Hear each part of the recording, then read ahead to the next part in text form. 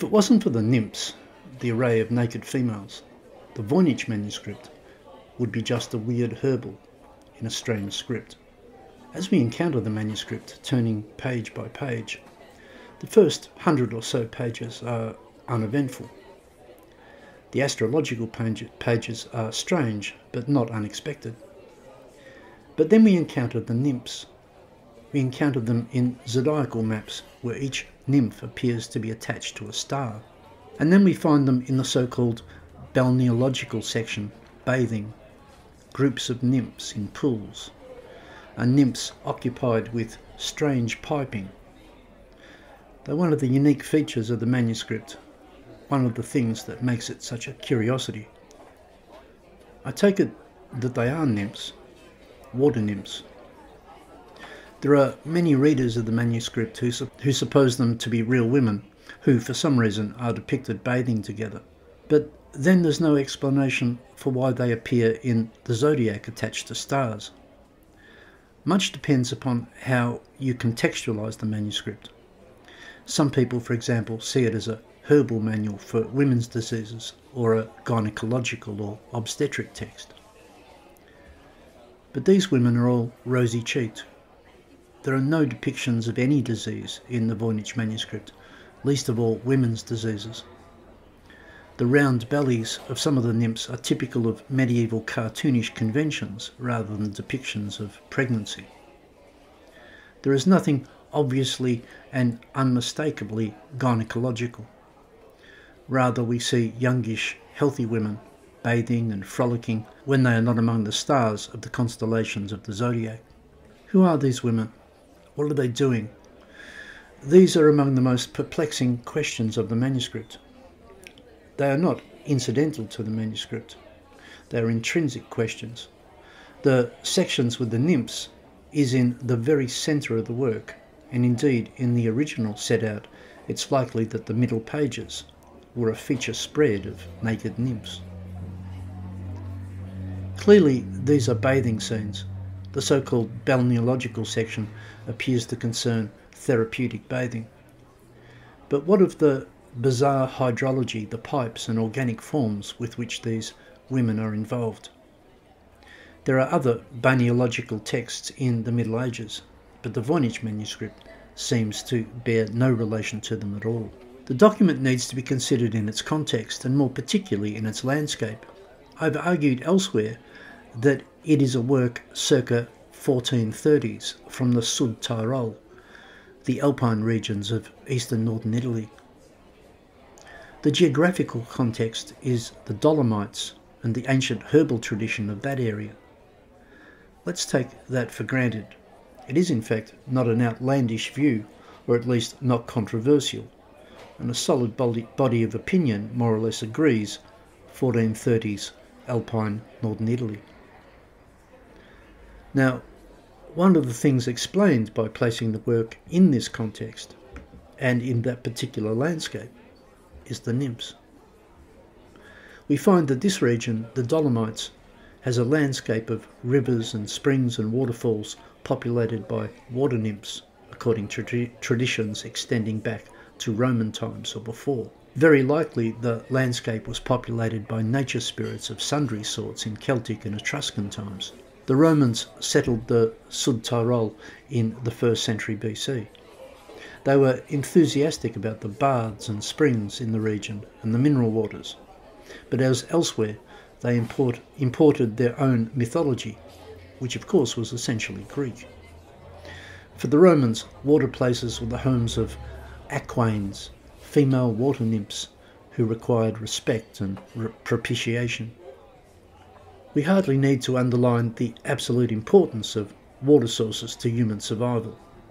The mythology of water places is too voluminous and too ancient to recount. In the Romans' case, though, there was more to it. The Dolomites, geologically, are an ancient seabed. This is visible in places where, high in the mountains, we find deposits and layers of shells and fossilised mollusks.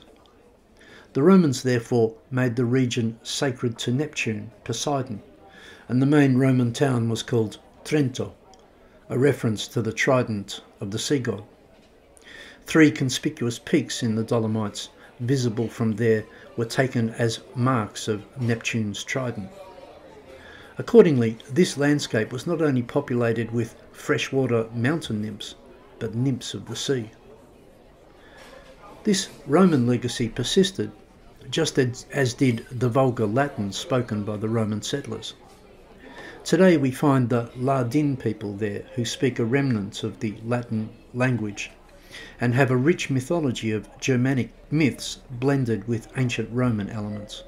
Among the Ladin, the nymphs who populate the mountain streams and lakes and waterfalls and springs are called Mjanines, and as ethnologists have noted, they bear a strong resemblance to the Roman Aquaines. More generally, legends of water nymphs are a feature of this landscape among all communities right down to the present day. By tradition, they hang around in pods and have queens and a social hierarchy. We should not be surprised by any of this. Before modern times, water nymphs were an exceedingly common belief, and we find countless stories of them throughout Europe. Countless. The most famous and celebrated of them was Melusine. The Habsburgs, the Holy Roman Emperors, traced their lineage to her, a water nymph. It is important to note here that the ancient Greek account of the Nympha was paradigmatic and persistent. The Romans took a very Greek notion of water nymph and extended it throughout the landscapes of the Roman Empire. Even in the Germanic north, in such stories as the Mermaid of the Rhine, Lorelei, the indigenous water spirits have been shaped by Greco-Roman conceptions. If the naked ladies in the Voynich manuscript are water nymphs, they are less Germanic and more Greco-Roman. But water nymphs everywhere, in whatever local mythology in Europe, had become Greco-Roman. In older mythologies, the water spirits, like the Mjanines, might be hairy, bestial or sinister.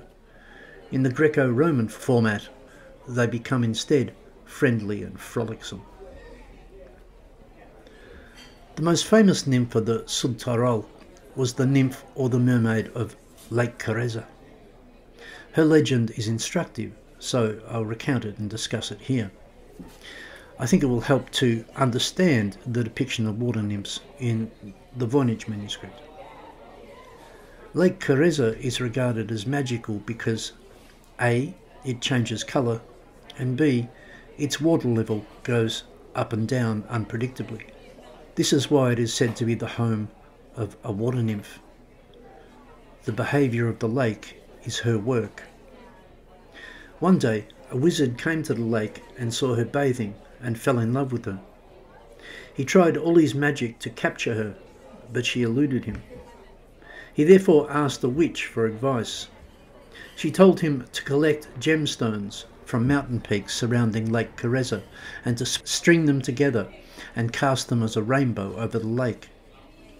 Then he must disguise himself and wait. He collected the gems and eventually the nymph emerged, attracted by the rainbow. But the wizard had forgotten to disguise himself. When she saw him, she dived back into the lake and disappeared. Furious, the wizard threw the rainbow of gemstones into the lake, and that is why the lake changes colour to this day. To explain, to capture the nymph, to marry her, means to acquire her knowledge and her powers. What are her powers? She knows and controls the levels and moods of the lake.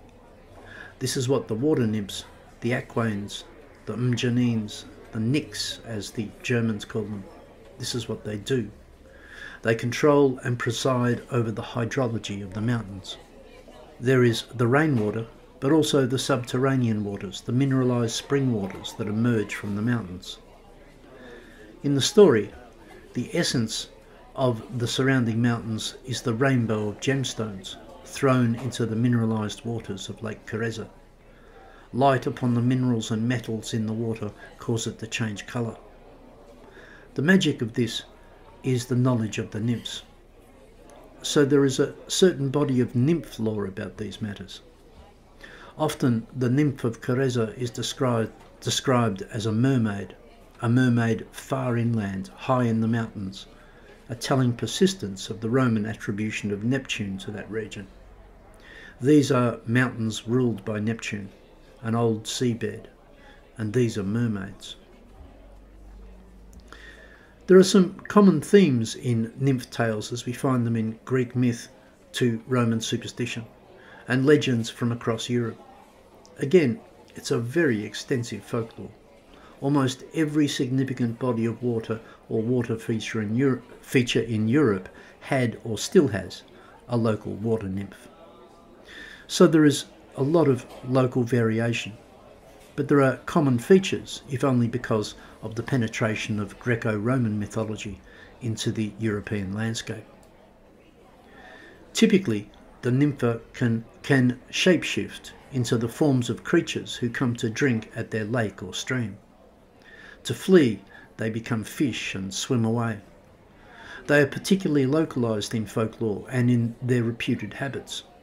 They dwell in and are attached to a particular body of water. They are not immortal, but they can live in one place for thousands of years. And of all subtle creatures, they have the most to do with human beings, because human beings come and live near the water. Often water nymphs could be located in towns or cities, in wells, rivers, pools, fountains. There are countless stories of interaction with human beings, usually amicable, but complicated when love is involved. Testimonies regarding the language of the nymphs are especially interesting. Much more than other nature spirits, water nymphs speak and sing. We say that brooks babble or that rivers murmur. Any running water, in the right circumstances, can sound suggestive of female voices. This is a given in the pre-modern experience of landscapes, and well nigh universal. Nymphs, they say, have their own language, but typically use the language of the place where they reside, and this is the reason why there are so many tales of their interaction with humans. But since they live so long, they may also speak languages or dialects that were once spoken in a place that have since lapsed. There are tales here and there of nymphs in Europe or the British Isles speaking a smattering of Latin or Greek or Welsh or Gaelic or Celtic or other old tongues. What we see depicted in the Voynich manuscript are the nymphs of the mountains processing the mountain waters. We see rain falling at the mountaintop, and it's then filtered down the work of the nymphs until it emerges at the bottom, the green water indicating mineralised water. These are pictures of the processes by which rainwater becomes the healing waters of the mountain springs. We are shown the internal processes of the mountain. Elsewhere, we see the nymphs controlling the flow of the waters. This is what they are doing. They are controlling water flows inside the mountain. I think that much of the Voynich manuscript is about water flows, and the nymphs control the water flows. That's why wizards want to control nymphs, which is to say, to have knowledge of the water flows of the landscape, such as predicting the rise and fall of spring-fed lakes like Lake Cereza. This is where the astrology comes in, and the chronology of the sky. It was an exceedingly common pre-modern belief that there are celestial as well as terrestrial and subterranean waters. We see the nymphs not only bathing in mountain pools, but also connected to the stars, literally connected to the stars. They are shown connected to the stars by strings, it seems. But they are also depicted as looking at the stars in these sections of the Voynich manuscript. That is the import of these strange drawings.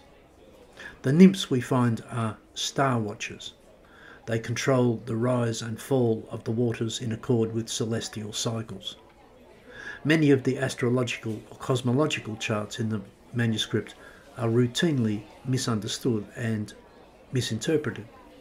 They concern the rise and fall of waters, freshwater and mineralised mountain waters. This chart, for instance, this is hydrological. It goes with the nymphs who control the water flows according to the stars. The rains are meteorological too. This diagram concerns the rains. There are 3 chronological coordinates matched in the Voynich manuscript: the cycles of the mountain waters, celestial cycles, and the growing cycles of the herbs. Knowledge of those cycles in a common ecology is the knowledge of the nymphs. Exactly how they match and coincide is unfortunately not clear from the diagrams alone, and is likely to be part of the subject matter of the text. It's important to appreciate too that nymphs, spirit beings, often populated both folk and even more professional medicine. Such beliefs were systemised and incorporated into Paracelsian medicine in particular. The entire guiding framework of such medicine was the reflection of the macrocosm in the microcosm. The spirit beings of the landscape have correlates in the inner landscape of the human body. The Voynich manuscript seems to give a unique rendering of this idea in a proto-Paracelsian manner.